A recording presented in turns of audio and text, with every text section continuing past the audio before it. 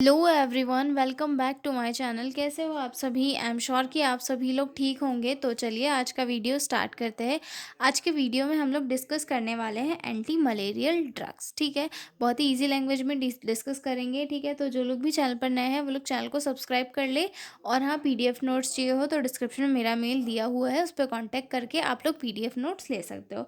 तो चलिए स्टार्ट करते हैं। Anti malarial drugs. Anti malarial drugs है क्या? एंटी मलेरियल ड्रग्स हमें वर्ड से ही समझ में आता है कि अगर किसी पेशेंट को मलेरिया हुआ है तो उसके ट्रीटमेंट में जो है, ट्रीटमेंट के लिए ये जो है एंटी मलेरियल ड्रग्स पेशेंट को दिए जाते हैं। ठीक है, अब ये मलेरिया क्या है, मलेरिया के बारे में थोड़ा डिस्कस करते हैं, उसके बाद हम एंटी मलेरियल ड्रग पे आएंगे। ठीक है, तो जो मलेरिया है वो एक पैरासाइटिक इन्फेक्शन है। और किस पैरासाइट की वजह से कॉज होता है?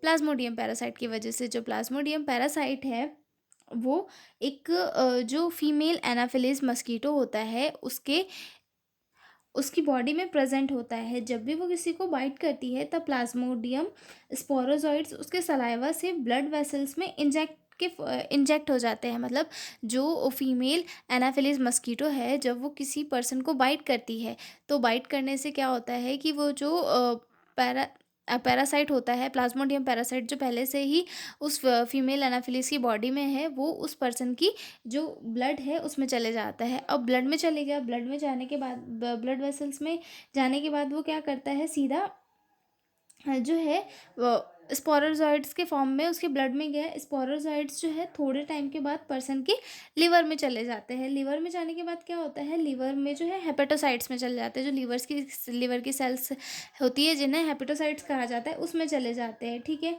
उसके बाद जो है ये वहाँ पे ये जो होते वहाँ पे जब ये होते हैं तब इन्हें हैप्नोजॉइड्स कहा जाता है। ठीक है, और फिर ये जो है काफ़ी लॉन्ग टाइम तक लेटेंट फेज में यहीं पे पड़े रहते हैं। ठीक है, उसके बाद हेपेटोसाइट्स में जो है स्पोरोजॉइट्स का एक असेक्सुअल रिप्रोडक्शन होता है। और असेक्सुअल रिप्रोडक्शन में जो है असेक्सुअल रिप्रोडक्शन जो होता है उसे सीजोगोनी भी कहा जाता है। ठीक है, असेक्सुअल साइकिल की वजह से जो है मेराजॉइड्स में कन्वर्ट हो जाते हैं। जो मतलब स्पोरोजॉइड्स थे वो मेराजॉइड्स में कन्वर्ट हो जाते हैं। ठीक है, उसके बाद मेराजॉइड्स में फॉर्म में होने के बाद जो है ब्लड में आ जाते हैं। मतलब हेपेटोसाइट्स में थे, हेपेटोसाइट्स से अब ये क्या हुआ, ब्लड में आ जाते हैं। ब्लड में क्या होता है, आरबीसी में आते हैं। फिर वहाँ पे उनका एक आरबीसी में आने के लिए वहाँ पे आरबीसी में एक स्पेशल रिसेप्टर्स प्रेजेंट होते हैं जिनके साथ जो मेरोजॉइड्स है वो अटैच होके बाइंड करते हैं और आरबीसी के अंदर चले जाते हैं। ठीक है, आरबीसी में अंदर जाने के बाद में यहाँ पर जो है एचबी को ही डाइजेस्ट करते रहते हैं। मतलब हमारा जो हीमोग्लोबिन रहता है उसको डाइजेस्ट करते रहते हैं।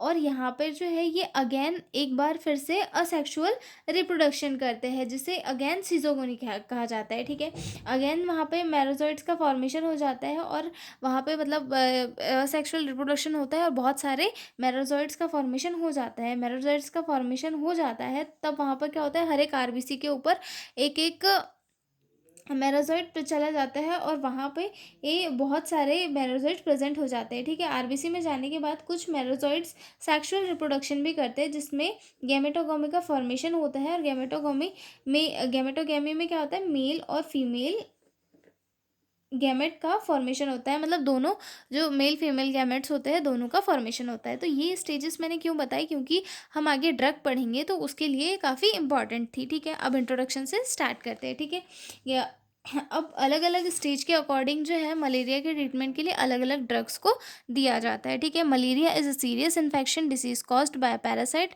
Plasmodium spread by female Anopheles mosquito. यानी कि मलेरिया जो है एक सीरियस इन्फेक्शियस डिसीज़ है जो किसी कारण कॉज होती है, पैरासाइट के कारण। कौन से पैरासाइट के कारण? प्लाज्मोडियम पैरासाइट के कारण। और ये किसके थ्रू स्प्रेड होती है? एक फीमेल एनाफिलिस मस्कीटो के कारण। ठीक है, कौन कौन सी मोस्ट ऑफ स्पीसीज है जिसके कारण जो वो मलेरिया वो फैलता है, वो है प्लाज्मोडियम वाइवक्स, देन आता है प्लाज्मोडियम फैल्सीपैरम, देन थर्ड है प्लाज्मोडियम ओवाइल, देन फोर्थ आता है प्लाज्मोडियम मलेरी। ठीक है, जिसमें सबसे डेंजरस है प्लाज्मोडियम ओवल। ठीक है, उसके बाद the parasite multiply inside the RBC and liver cells causing fever, chills, sweating and anaemia. मतलब जो पैरासाइट है वो आरबीसीज के अंदर और लिवर के अंदर मल्टीप्लाई होता है। मैंने बताया था आपको कि अभी एक ही लिवर और जो हमारी आरबीसीज होती है उनके अंदर क्या होता है, इनका असेक्सुअल रिप्रोडक्शन होता है, जिसके कारण वहाँ पे मेरोजोइड्स का फॉर्मेशन होता है। और आरबीसी के अंदर इनका एक बार जो है सेक्सुअल रिप्रोडक्शन भी होता है, जहाँ पे मेल और फीमेल दोनों बनते हैं, ठीक है। तो उसके कारण क्या होता है, पेशेंट के अंदर फीवर, चिल, स्वेटिंग जैसी कॉम्प्लिकेशन या फिर और एनीमिया जैसी कंडीशन शो होती है, ठीक है। और इन सारे सिम्टम्स को जो है कम करने के लिए, रिड्यूस करने के लिए एंटी मलेरियल ड्रग्स का यूज़ किया जाता है, ठीक है। डेफिनेशन देखते हैं। Anti-malarial drugs are medicine used for the prevent and treatment of malaria by killing or inhibiting the growth of plasmodium parasite at different stage of its life cycle। यानी कि एंटी मलेरियल ड्रग्स कौन से drug होते हैं, ऐसे drugs होते हैं जो प्लाज्मोडियम पैरासाइट को किल करते हैं, उनकी ग्रोथ को, मतलब अलग अलग स्टेज पे जो उनकी ग्रोथ हो रही है बॉडी में, उन्हें किल करते हैं और मलेरिया को जो है ख़त्म करते हैं पेशेंट की बॉडी से, ठीक है। उसके बाद आगे देखते हैं classification of anti malarial drugs की क्या क्या क्लासिफिकेशन है, ठीक है। तो फर्स्ट है based on site of action की, मतलब जो जिस साइट पे एक्शन कर रहा है उसके बेस पे। ये हमेशा याद रखना कि जो पैरासाइट होता है इसकी दो मेन स्टेजेस होती है।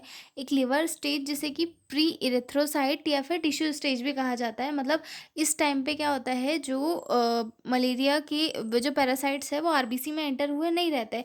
और जो सेकेंड स्टेज आती है जिसे आरबीसी स्टेज का या फिर इरेथ्रोसाइटिक स्टेज कहा जाता है, जिसमें कि जो पैरासाइट है वो आरबीसी में जा चुका होता है, ठीक है। तो सबसे फर्स्ट आता है इसमें टिश्यू सिजोंटोसाइट्स, यानी कि act on liver stage prevent relapse, यानी कि जो लिवर स्टेज में काम करते हैं। फॉर एग्जांपल के लिए प्रीमाक्विन और टेफेनोक्विन, ओके। आगे है इसमें ब्लड सिजोंटोसाइट्स, जिसमें कि एक्ट ऑन आरबीसी स्टेज, जब जो पैरासाइट है वो आरबीसी में जा चुका है, ठीक है। Act on RBC site treat acute attack, मतलब वहाँ पे जो है एक्यूट अटैक को कम करने के लिए इन्हें यूज़ किया जाता है। इसमें आता है क्लोरोक्विन, आता है क्विनिनिन, आता है मेफ्लोक्विन, आता है और एट्रिमिसिनिन डेरिवेटिव्स आते हैं, ठीक है। आगे देखते हैं गेमेटोसाइडल ड्रग्स। गेमेटोसाइडल्स ड्रग्स क्या करते हैं, जो हमने पढ़ा था कि रिप्रोडक्शन हो रहा था मलेरिया के पैरासाइट में, ठीक है, जो जिसमें destroyed sexual form prevent transmission to mosquito. मतलब गेमेटोसाइडल ड्रग्स क्या करते हैं, उनके सेक्सुअल रिप्रोडक्शन को ख़त्म करते हैं, जैसे कि प्रिमाक्विन, ठीक है। उसके बाद आता है स्पोरेंटोसाइडल ड्रग्स, जो है पैरासाइट को मस्कीटो के अंदर डेवलपमेंट होने से रोकते हैं, ठीक है। तो इसमें आते हैं प्रोग्वेनिल और पायरीमेथामाइन। मतलब ये जो है मेनली प्रिवेंशन के लिए यूज़ किए जाते हैं, ठीक है। अब यूजेस क्या क्या है एंटी मलेरियल ड्रग्स के। ट्रीटमेंट ऑफ मलेरिया, मतलब मलेरिया के ट्रीटमेंट के लिए। Acute attack and prevention for relapse, मतलब आगे जो है प्रिवेंशन के लिए इसे यूज़ किया जाता है, ठीक है। मतलब जो आगे एरियाज़ में किसी को, जैसे कि वो फीमेल एनाफिलिस दूसरी किसी पर्सन को नहीं काट दे, फिर वो जाके कहीं दूसरी इसमें नहीं फैल जाए, मतलब एंडेमिक नहीं हो जाए, एंडेमिक एरियाज़ में नहीं हो जाए, इसीलिए यूज़ किया जाता है, ठीक है। प्रोफाइलैक्सिस यानी कि prevention in people travelling in malaria in areas, prevention transmission of malaria by destroying gametocytes. मतलब मलेरिया के ओवरऑल अगर हम देखें तो मलेरिया के ट्रांसमिशन को कम करने के लिए एंटी मलेरियल ड्रग्स का यूज़ किया जाता है, ठीक है। आगे देखते हैं एडवर्स इफेक्ट क्या क्या है। Adverse effect nausea, vomiting, abdominal pain हो सकता है पेशेंट को, हेडेक हो सकता है, डिजीनेस हो सकती है, ये ठीक है, ईचिंग हो सकती है, रैशेस हो सकता है, विजुअल और हियरिंग प्रॉब्लम हो सकती है, ठीक है। विथ लॉन्ग टर्म यूज़, मतलब अगर लॉन्ग टर्म यूज़ कर रहे हैं तो वो उस टाइम पे जो है विजुअल या फिर हियरिंग प्रॉब्लम देखने के लिए मिल सकती है क्लोरोक्विन या फिर क्विनिन के कारण, ठीक है। Haemolysis in G6PD deficiency in प्रिमाक्विन देखने के लिए मिल सकती है, ठीक है। नर्सिंग रिस्पॉन्सिबिलिटी, नर्सिंग रिस्पॉन्सिबिलिटी में सबसे पहले आता है assessment check patient fever pattern travel history lab reports. मतलब जो नर्सेज होती है उन्हें पेशेंट की पूरी हिस्ट्री वगैरह चेक करना होता है कि कैसे कैसे पेशेंट को फीवर आ रहा है, किस पैटर्न में फीवर आ रहा है, इंटरमिटेंट आ रहा है या कंटिन्यूस आ रहा है, ठीक है। उसके बाद लैब रिपोर्ट्स चेक करनी है, ठीक है। उसके बाद ड्रग एडमिनिस्ट्रेशन ऐसी जो जैसे डॉक्टर के द्वारा प्रिस्क्राइब की गई है वैसी उस तरीके से जो सारी ड्रग्स है वो एडमिनिस्टर करनी है, ठीक है। पेशेंट को G6PD डेफिशिएंसी तो नहीं हो रही है प्रीमाक्विन के कारण, इसे मॉनिटर करना है, ठीक है। और ड्रग्स ओरल IV IM मतलब उस अकॉर्डिंग देना है जैसे प्रिस्क्राइब की गई है, ठीक है। आगे देखते हैं मॉनिटर वाइटल साइन जो है हमेशा मॉनिटर करना है, ठीक है। उसके बाद educate patient to complete full course of treatment to prevent resistant and relapse. Patient को जो है पूरा जो फुल कोर्स है मलेरिया का उसके लिए ये एजुकेट करना है कि आपको जो है पूरा ट्रीटमेंट लेना पड़ेगा। अगर आधे में ट्रीटमेंट छोड़ दोगे तो आपके क्या क्या नुकसान हो सकते हैं, ये सारी चीज़ें जो है पेशेंट को बतानी है, ठीक है।